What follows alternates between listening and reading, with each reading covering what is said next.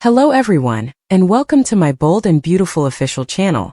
I hope everyone is having a wonderful day. Before we begin, please hit the subscribe button and give this video a thumbs up. What Daphne Rose will do next? Will she get out of town at last? According to spoilers for The Bold and the Beautiful, Daphne Rose has finally accomplished the task for which she was sent to Los Angeles. Will Daphne's feelings for Carter Walton keep her in Los Angeles, or will she pack up and return to Paris? At least they believed that Daphne had come to Forrester Creations to make them a fragrance. But the true reason she was summoned to LA was to separate Carter and Hope Logan. Will Daphne return to Paris and her office there now that she has achieved her objective? Daphne was intended by Steffy Forrester to appeal to Carter's feeling of loyalty, devotion to the Forresters rather than to Hope. Although Carter accomplished a lot of things on his own, Steffy thought Hope was using him to obtain what she desired. Since they acquired the business, Carter has been in charge of making choices. Hope has only offered her assistance. Carter believed that Steffy's use of her position to harass staff members and treat the Logans, who have contributed to the company's success over the years, disrespectfully was being tolerated by Ridge Forrester. It was Brooke Logan who first began to show Carter how foolish his actions were. Prior to taking over this LLC, Carter felt horrible. Carter wants to grow the business without having to deal with the LLC problem.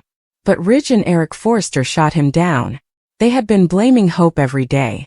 Because Eric concurs, Carter has secured Hope for the future's position within the organization. Regarding the scent, Carter might have decided to support Daphne. Daphne is no longer required to stand in the way of Hope and Carter though. The Forresters have returned Forrester to its rightful place. In actuality, Daphne's services are no longer required. Daphne does harbor feelings for Carter, and she might decide to remain and let their relationship develop. Hope is probably going to end their relationship after Carter informs her that he has destroyed the documents granting them custody of Forrester. Given how the Forresters have treated her, Hope will be incensed that she must return to answer to them. Now that Ridge is in control again, what will Daphne do? Will Carter prefer to remain with Daphne at this point? Hope for the future is destroyed by Steffy. Now that Steffy, Ridge, and Eric are back in command at Forrester Creations, they celebrated their return to the office. They must now make a decision regarding Carter and Hope. Steffy was pushed back by Ridge and Eric on the continuation of Hope for the future. Carter apologized to Hope for disappointing her, but he was unable to continue. Hope claimed that Carter improved the company's course. Hope and Carter went about their ways in an underhanded way, Brooke stated gently. Carter, it's okay to feel regret, Brooke remarked. Ridge and Eric decided to keep Hope on board, Carter said. Hope believed Steffy would never consent to keeping her on. Hope remarked, when we walk into that meeting we have no idea what to expect. She was worried that they would all lose their jobs. Steffy would want her retribution, according to Hope. Carter is certain they won't be let go. They are unable to, Brooke stated. They won't. I believe in Ridge. It's time to find out. Hope was still uncertain. When Zend entered the premises, Daphne informed her that a significant change had occurred. Zend concurred. It was the return of the Forresters. The meeting that Hope, Steffy, and others are holding will be the final one that Hope attends, according to Daphne. Carter may have regretted betraying the Forresters in the first place, but he didn't regret shredding up the LLC documents, according to Daphne. According to Daphne, Carter will continue to work. Since Brooke merely joined forces with Carter to reclaim the company for the Forresters, Zend hypothesized that she would be safe. Daphne didn't believe it. Zend questioned, "Tell me you don't own a piece of Brooke's bedroom." "Possibly a dozen," Daphne acknowledged. For private reasons, Zend inquired as to whether Daphne wanted Hope and/or her line cut. He was aware of how close she had become to Carter. Carter had once again discovered his moral center, according to Daphne. Hope, Carter, and Brooke entered Eric's office. "Now the three of us will decide what will happen next because the three of you committed treason," Steffy said. Steffy congratulated Carter on his continued position as counsel and COO. She advised him to be careful with his remarks because she was making him a significant offer. Carter would instantly lose his position as interim CEO, Steffy added. "I agreed that you should stay on because I know you have made a lot of contributions here at Forrester," Steffy added. "And what happened to me?" Hope inquired. She wanted to know whether Ridge and Eric were being truthful. When Ridge and Eric assured Carter that hope for the future would live, Steffy said she wasn't there. Ridge and Eric are men of their word, according to Brooke. At the time, Steffy sniped that she was certain that Ridge and Eric meant what they said. However, Steffy claimed to be a co-CEO. Steffy was persuaded to keep Brooke on, she claimed. According to Steffy, hope for the future was founded on honesty.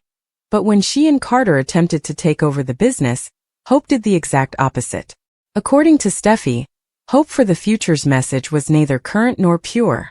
Steffy declared, "We're shelving your line." "No," Brooke cried out. "We made an agreement," Carter protested. Forrester Creations, according to Steffy, started and ended with her grandfather and father. They had no intention of concentrating on a line that had ended. Couture, or a line that's a shell of itself anyway, is the new focus. "Thanks to you, Hope," Steffy remarked. Steffy was reminded by Hope that everyone had the opportunity to stay. Steffy emphasized that Hope's father was Deacon, not Ridge or Eric. Hope was still receiving dressing drowns from her. Hope notes that the work she and Carter have done has paid off. "Honor and respect are key," Steffy stated. Hope, according to her, was like a blank vessel that enjoyed hearing her own voice. In order to protect her daughter, Brooke dived in. According to Carter, Steffy was unable to discuss hope for the future. A statement regarding morality and faith? "I'm sure I can," Steffy retorted. According to Hope, Steffy, like her namesake, was a bully. In order to protect his late wife, Eric leaped in. According to Carter, Ridge and Eric promised. Carter stole the business, Steffy claimed. Steffy remarked, "I'm a daughter, a granddaughter, standing up for what's right. This coup has you at its core. It ruins your reputation. We've suspended your line. At Forrester, you are no longer needed." As she cuts HFTF, Steffy destroys Hope and her fake morals, leaving Carter in a difficult situation. Hope's learning was unexpected.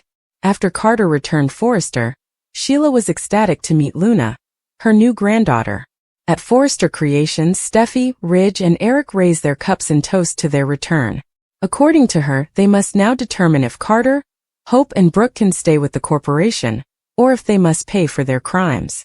Ridge and Eric remind her that they pledged to keep them on and to continue HFTF. When Daphne and Zen cross paths, they discuss how the building feels changed. "It's time to deal with the traitors," she argues. All they can say is that they're glad Carter realized his mistake. "He must be exhaling a great sigh of relief," Zen surmises.